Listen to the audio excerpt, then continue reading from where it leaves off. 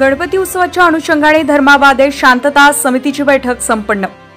माहेश्वरी भवन येथे पोलीस ठाणे धर्माबाद यांच्या वतीने शांतता समितीची बैठक आयोजित करण्यात आली होती।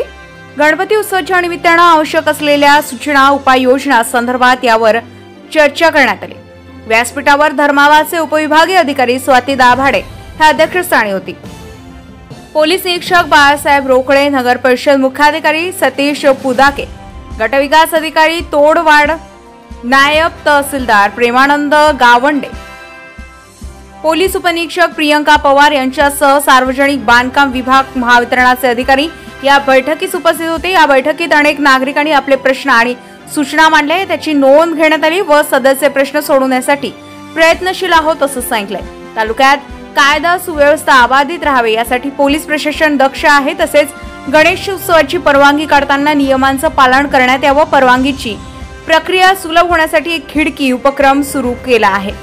जे विनाकारण तेढ निर्माण करण्याचा प्रयत्न करतील त्यांच्यावर योग्य ती कारवाई करण्यात येईल असा इशारा पोलीस निरीक्षक बाळासाहेब रोकडे यांनी दिलाय।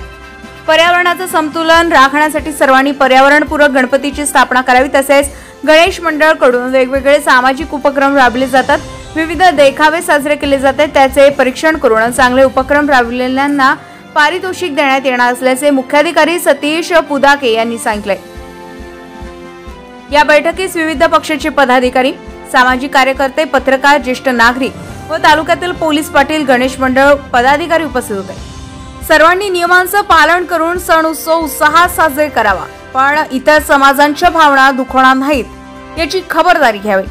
जाणीवपूर्वक वातावरण दूषित करण्याचा जे प्रयत्न करतील त्यांच्यावर कडक कारवाई केली जाईल। तसेच सोशल मीडियावर पोस्ट व्हायरल करताना पण काळजी घ्यावी, त्यात आक्षेपार्ह मजकूर निर्देशनास आले तर कुणाचीही गय केली जाणार नाही असा इशारा यावेळी पोलीस निरीक्षक बाळासाहेब रोकडे यांनी दिलाय।